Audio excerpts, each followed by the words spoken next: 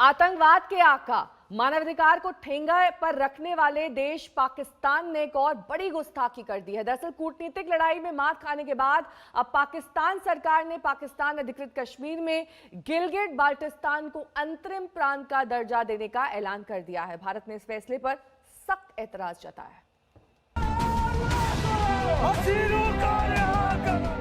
गिलगित बाल्टिस्तान इलाके में पाकिस्तान सरकार के विरोध की ऐसी तस्वीरें आए दिन सामने आती रहती हैं। पाक सरकार के जुल्म सितम से परेशान आम नागरिक और कारोबारी इस तरह सड़कों पर उतरने के आदी हो गए हैं।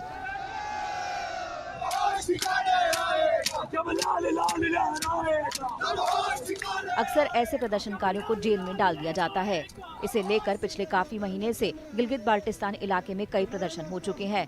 9 साल से जेल में बंद राजनीतिक कार्यकर्ताओं की रिहाई के लिए प्रदर्शन पिछले काफी समय से चला आ रहा है। एक तरफ पूरे इलाके पर जबरन कब्जा और दूसरी तरफ वहां के नागरिकों पर जुल्म सितम। अंतर्राष्ट्रीय स्तर पर इससे ध्यान भटकाने के लिए इमरान सरकार ने एक नया हथकंडा अपनाया है।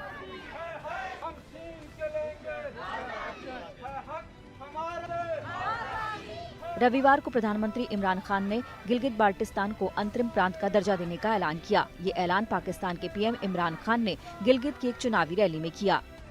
गिलगित बाल्टिस्तान के लोगों को दूसरी भी मुबारक देनी थी, और वो ये कि जो हमने फैसला किया है कि गिलगित बाल्टिस्तान को प्रोविजनल प्रोविंशियल स्टेटस देना है, जो इनकी डिमांड थी बड़ी देर की, और ये यूएन सिक्योरिटी काउंसिल्स की रेजोल्यूशन के बीच में रखते हुए हमने फैसला किया है। वो सिक्योरिटी काउंसिल की जो रेजोल्यूशंस हैं उसके बीच में हमने फैसला किया है। लेकिन मुझे पता है कि यहां के नौजवानों की बहुत देर की डिमांड थी, तो मैं आज उसकी भी मुबारक देता हूं। वाह इमरान वाह, कमाल है। जबरन कब्जे वाले इलाके को प्रांतीय दर्जा देकर किसे बरगलाने की कोशिश कर रहे हो। भारत ने पाकिस्तान के इस ऐलान का सख्त विरोध किया है। विदेश मंत्रालय के प्रवक्ता अनुराग श्रीवास्तव ने कहा कि भारत सरकार पाकिस्तान के अवैध और जबरन कब्जे के तहत भारतीय क्षेत्र में भौतिक परिवर्तन लाने की कोशिश को पूरी तरह अस्वीकार करती है। विदेश मंत्रालय की तरफ से जारी बयान में कहा गया है कि 1947 में हुए वैध विलय के बाद जम्मू कश्मीर और लद्दाख के साथ गिलगित बाल्टिस्तान भी भारत का अभिन्न हिस्सा है। जबरन कब्जा किए गए क्षेत्र पर पाकिस्तान सरकार को किसी तरह का दखल देने का अधिकार नहीं है। ऐसी कोशिशों में पाक अधिकृत क्षेत्र में रहने वाले लोगों के साथ पिछले 7 दशक से जारी मानवाधिकार के उल्लंघन, अत्याचार और उन्हें आज़ादी से वंचित रखने की सच्चाई को छुपाया नहीं जा सकता। भारत सरकार ने दो टूक कहा है कि पाकिस्तान इन भारतीय इलाकों की दर्जा बदलने की बजाय तत्काल सभी अवैध कब्जे को खाली करे। हद तो यह है कि पाकिस्तान के प्रधानमंत्री इस ऐलान को संयुक्त राष्ट्र सुरक्षा परिषद के प्रस्ताव के तहत साबित करने की भी कोशिश कर रहे हैं। एक दिन पहले ही इमरान खान ने गिलगित बाल्टिस्तान में चुनाव का ऐलान किया था। नवंबर में होने वाले इस चुनाव को लेकर भी भारत की तरफ से सख्त ऐतराज जताया गया है। दरअसल पाकिस्तान के कब्जे वाले कश्मीर में इमरान सरकार के खिलाफ लगातार विरोध की आवाजें उठती रही हैं। वहां पाकिस्तान के खिलाफ ही रैलियां निकाली जा रही हैं।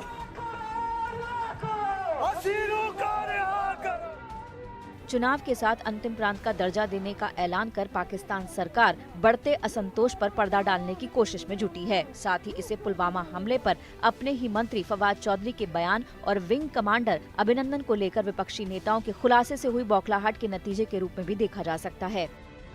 आज तक ब्यूरो।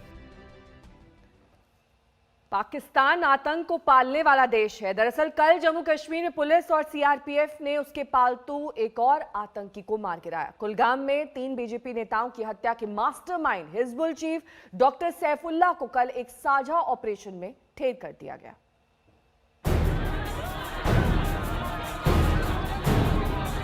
मातम की ये तस्वीर कुलगाम के काजीगुंड की है।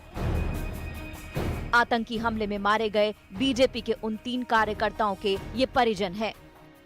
जिन दहशतगर्दों ने इन निर्दोषों को जख्म दिए, उसके मास्टरमाइंड को कल पुलिस और सीआरपीएफ के एक साझा ऑपरेशन में ढेर कर दिया गया। श्रीनगर के रानग्रेथ इलाके में इस ऑपरेशन को अंजाम दिया गया। ये तस्वीर कुख्यात आतंकवादी डॉक्टर सैफुल्लाह की है। सैफुल्ला कश्मीर में हिजबुल मुजाहिदीन के चीफ के रोल में था। सैफुल्ला के साथ एक संदिग्ध भी पकड़ा गया है। पुलिस के लिए बहुत बड़ी कामयाबी है। एचएम का चीफ मारा जाना छोटी बात नहीं है। नहीं, जिंदा को मिलिटेंट नहीं पकड़ा गया, एक सस्पेक्ट पकड़ा गया जिसको पूछताछ हम कर रहे हैं। सैफुल्ला ने इसी साल मई में रियाज नाइकू के मारे जाने के बाद हिजबुल चीफ की जगह ली थी। सैफुल्ला सुरक्षा बलों के काफिले पर हुए करीब दर्जन भर हमलों में शामिल था। लंबे समय से सुरक्षा बलों को उसकी तलाश थी। पिछले दिनों कश्मीर घाटी के कुलगाम में भारतीय जनता पार्टी के 3 नौजवान कार्यकर्ताओं की हत्या का मास्टरमाइंड ये सैफुल्ला था।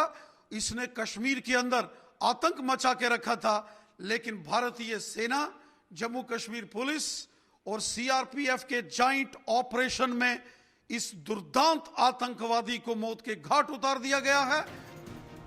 बताया जाता है कि सैफुल्ला सुरक्षा बलों पर हमले की साजिश तैयार करने के अलावा कश्मीर में आतंकवाद के नाम पर टेरर टैक्स वसूलता था। फलों के बाग, अफीम की खेती करने वाले उसके टारगेट होते थे। बताया जाता है कि सैफुल्ला ने मेडिकल की पढ़ाई की थी और वो मुठभेड़ में जख्मी आतंकवादियों का इलाज भी करता था, इसीलिए उसका नाम डॉक्टर पड़ गया था। आप ये मानिए कि एचएम का चीफ कमांडर है डॉक्टर रियाज नाइकू के बाद, जो मरने के बाद जो रियाज नाइकू जो मारा गया था मई में, उसके बाद ये पोस्ट लिया था एचएम चीफ का। ये पुलिस सेक्युरिटी फोर्सेस की बहुत बड़ी कामयाबी की बात है। हिजबुल चीफ का मारा जाना सुरक्षा बलों के लिए बड़ी कामयाबी है। संदेश साफ है, या तो सरेंडर करो या गोली खाओ। श्रीनगर से अशरफ वानी और दिल्ली से कमलजीत के साथ आज तक ब्यूरो। अब बात बिहार चुनाव की। बिहार में दूसरे चरण में कल 94 सीटों पर मतदान किए जाएंगे। दूसरे चरण के लिए चुनावी प्रचार के अंतिम दिन सभी दलों ने पूरी ताकत झोंक दी। तेजस्वी ने अकेले ताबड़तोड़ 17 रैलियां की, तो वहीं प्रधानमंत्री मोदी ने 4 रैलियां की। पीएम ने अपनी रैलियों में लालू और तेजस्वी के साथ साथ कांग्रेस पर भी हमला बोला।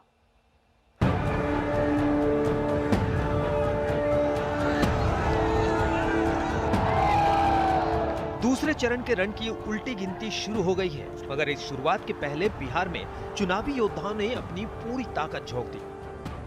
बीजेपी के बड़े बड़े नेताओं ने बिहार में दूसरे चरण में जहां जहां मतदान होने हैं वहां वहां पूरा दमखम लगा दिया। खुद प्रधानमंत्री नरेंद्र मोदी ने बिहार में 4 रैलियां की। हालांकि पहले पीएम की सिर्फ 3 रैलियां होनी थी, मगर बगहा की रैली बाद में जोड़ी गई। पीएम ने शुरुआत छपरा से की। छपरा के बाद वो समस्तीपुर पहुंचे। समस्तीपुर के बाद प्रधानमंत्री मोतिहारी पहुंचे और मोतिहारी के बाद प्रधानमंत्री नरेंद्र मोदी बगहा में गरजे। चारों जगह प्रधानमंत्री नरेंद्र मोदी के निशाने पर लालू के समय का जंगल राज रहा। जंगल राज वालों ने बिहार में भ्रष्टाचार को हर मंत्रालय, हर विभाग, हर जगह परिवार को भी पहुंचाया, पाप को भी पहुंचाया, भ्रष्टाचार को भी पहुंचाया। जंगल राज ये शब्द तेजस्वी के लिए इस चुनाव में सबसे कमजोर कड़ी साबित हो रही है और शायद इसीलिए उन्होंने पार्टी के पोस्टरों से भी लालू और राबड़ी को आउट कर दिया है। लेकिन यही शब्द बीजेपी का सबसे बड़ा हथियार है और शायद इसीलिए प्रधानमंत्री मोदी आजकल नीतीश के काम से ज्यादा जंगल राज की बातें इन चुनावों में कर रहे हैं। प्रधानमंत्री नरेंद्र मोदी ने मोतिहारी में उस दौर के शासन की तुलना लकड़सुंघा से की। प्रधानमंत्री नरेंद्र मोदी को मालूम है कि बिहार का रण जीतने के लिए उन्हें कब, किस मौके पर क्या कहना है, ताकि विपक्ष पर चोट पड़े और अपने पक्ष में वोट पड़े। इसलिए पीएम मोदी ने तेजस्वी यादव के साथ साथ राहुल गांधी पर बराबर का निशाना साधा। 3-4 साल पहले जब उत्तर प्रदेश में चुनाव हुआ था तो वहां भी ऐसे डबल युवराज बस के ऊपर चढ़ के काली जैकेट पहन के गांव गांव हाथ हिला रहे थे और उत्तर प्रदेश की जनता ये डबल युवराज को वहां पहचान गई थी, उनको घर लौटा दिया। तो वहां का एक युवराज अब जंगल राज के युवराज से आकर के मिल गया। अब वो यहां दोनों हाथ हिला रहे हैं। इधर प्रधानमंत्री विपक्ष पर ताबड़तोड़ हमले कर रहे थे तो उधर तेजस्वी यादव भी लगातार जनसभाएं कर रहे थे। जाहिर सी बात है कि तेजस्वी भी प्रधानमंत्री पर तीखा निशाना साध रहे हैं। प्रधानमंत्री जी तो उन्होंने कहा था कि यही का चीनी का मिल जो है चालू कराएंगे और यही चीनी का चाहती है। था नहीं बोला था? बोले के तो बहुत कुछ बोले थे, लेकिन स्थानीय मुद्दा ये बड़ा मुद्दा। तेजस्वी जिस दिन से प्रचार में उतरे हैं, उसी रोज से वो 10 लाख नौकरियां देने का वादा कर रहे हैं। कमोबेश अपनी हर रैली में वो रोजगार दिलाने की बात करते हैं, मगर रोजगार के साथ साथ वो मुख्यमंत्री नीतीश कुमार पर हमला करना नहीं भूलते। नीतीश जी कहते हैं ना कि तीर लालटेन का जमाना गया, बल्ब का जमाना आया है, तो हम उनको कहना चाहते हैं अब तो तीर का जमाना गया, अब तो मिसाइल का युग आ गया है। तो बिहार में चुनावी रण में बयानबाजियों का दौर बदस्तूर जारी है। आपको बता दें कि 3 नवंबर को बिहार में दूसरे चरण का चुनाव है। दूसरे चरण में विधानसभा की 94 सीटों पर मतदान होंगे। दूसरे चरण में कुल 1661 प्रत्याशी मैदान में हैं। अब इन मतदाताओं के लिए प्रचार का शोर थम गया है। अब सिर्फ धड़कनों का शोर है जो प्रत्याशियों के दिल में तेज हो रही है। इंतजार है 3 नवंबर का, जब बिहार का मतदाता घर से बाहर निकलेगा और बेहतर बिहार के लिए मतदान करेगा। आज तक ब्यूरो। अगली खबर का रुख करेंगे। योगी सरकार लगातार लव जिहाद का मुद्दा गंभीरता से उठाती रही है। अब योगी आदित्यनाथ लव जिहाद को लेकर कानून लाने की तैयारी कर रहे हैं, जिसने एक बार फिर देश की सियासत को गर्म कर दिया है। लव जिहाद और धर्म परिवर्तन के मामलों को लेकर योगी सरकार अब सख्त नजर आ रही है। देवरिया की रैली में योगी ने ऐलान किया कि वो जल्द ही लव जिहाद को लेकर कानून बनाएंगे। योगी ने शादी के पहले धर्म परिवर्तन को लेकर हाईकोर्ट की टिप्पणी का भी जिक्र किया। इलाहाबाद हाईकोर्ट ने एक आदेश दिया है कि धर्म परिवर्तन के लिए शादी ब्याह के लिए धर्म परिवर्तन आवश्यक नहीं किया जाना चाहिए, इसको मान्यता नहीं मिलनी चाहिए। और इसलिए सरकार भी निर्णय ले रही है कि हम लव जिहाद को सख्ती से रोकने का कार्य करेंगे। एक प्रभावी कानून बनाएंगे। अगर कानून बन जाता है तो उत्तर प्रदेश पहला राज्य होगा जहां लव जिहाद के खिलाफ कानून होगा। और यह कानून कितना सख्त होगा, इसका ट्रेलर भी योगी आदित्यनाथ ने अपने सख्त लहजे में जारी कर दिया है। देश में चोरी छिपे, नाम छुपा करके, स्वरूप छुपा करके जो लोग बहन बेटियों की इज्जत के साथ खिलवाड़ करते हैं, उनको पहले से मेरी चेतावनी, अगर वे सुधरे नहीं तो राम नाम सत्य है कि यात्रा अब निकलने वाली है। उधर योगी के इस ऐलान ने सियासी हलचल तेज कर दी है। विपक्ष लगातार योगी को घेरने की कोशिश कर रहा है।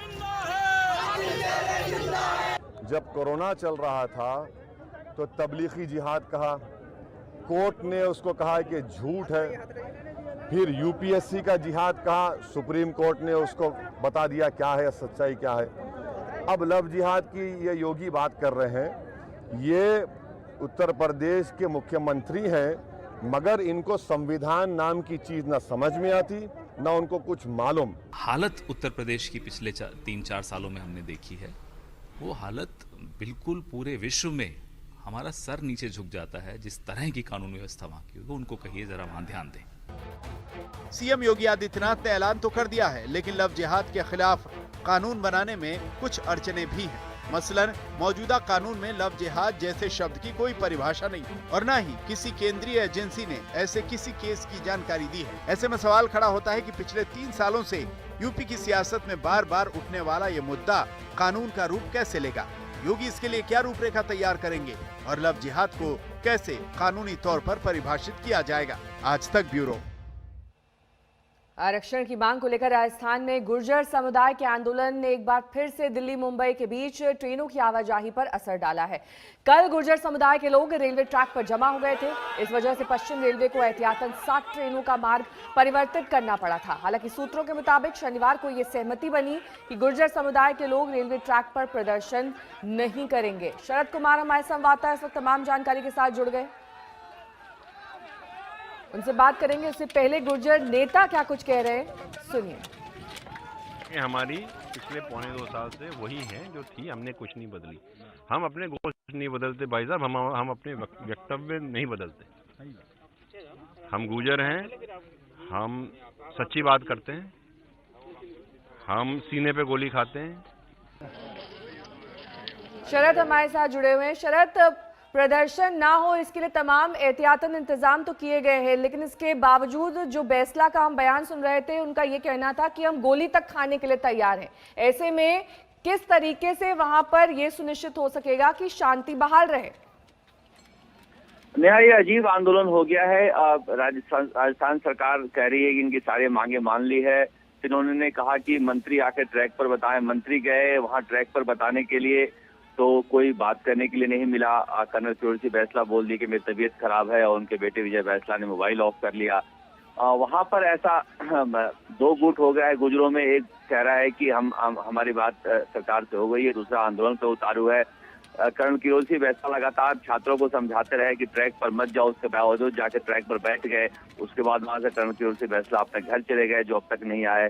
तो वहां एक नेता विहीन आंदोलन हो गया है, जो किससे बात करें और क्या करें। इसलिए सरकार ने वहां करीब 5-6 किलोमीटर की दूरी पर पुलिस फोर्स तो लगाई है, लेकिन वो जो ग्रामीण इलाका है जहां से पटरी गुजरती है वहां पर किसी तरह के फोर्स को नहीं भेजा गया है। और सरकार अब इंतजार कर रही है कि वहीं से कोई वार्ता के लिए आए। अब सरकार वहां पर वार्ता के लिए जाने की मूड में नहीं है। बहुत बहुत शुक्रिया शरत इस तमाम जानकारी के लिए आपका। इसी के साथ यहाँ रुकना होगा एक छोटे से ब्रेक के लिए। फौरन होंगे हाजिर कुछ और खबरों के साथ, देखते रहिए। हरियाणा के बल्लभगढ़ में सरेआम कॉलेज के बाहर एक छात्रा को गोली मारने की वारदात लोग अब तक भूल नहीं पाए हैं। उसके बाद ही हरियाणा के जींद शहर से एक महिला के सिर में गोली मारने के वीडियो से अब हड़कंप मच गया है। जींद में शाम के वक्त एक बेखौफ गुंडा घर के बाहर बैठी महिला को सर में गोली मारकर फरार हो जाता है। गोली लगने के बाद महिला तेजी से घर की तरफ भागती है ताकि हमलावर और गोली ना दाग सके। महिला की हालत गंभीर बताई जा रही है। रोहतक पीजीआई में उसका इलाज भी किया जा रहा है, लेकिन उसकी स्थिति गंभीर बनी हुई है। शुरुआती जानकारी के मुताबिक वारदात के पीछे संपत्ति विवाद है।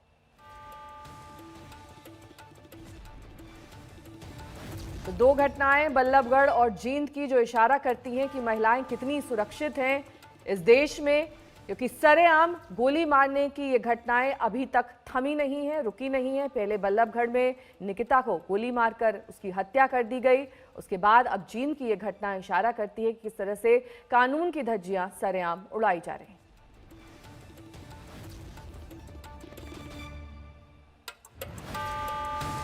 रुकेंगे यहाँ एक छोटे से ब्रेक के लिए। फौरन होंगे हाजिर कुछ और खबरों के साथ, देखते रहिए आज। नमस्कार, मैं हूं अंजना ओम कश्यप। हमें उम्मीद है ये वीडियो आपको पसंद आया होगा। लेटेस्ट खबरों के लिए यूं ही देखते रहिए आज तक, और इस वीडियो के पसंद आने पर लाइक, शेयर एंड सब्सक्राइब करना ना भूलें।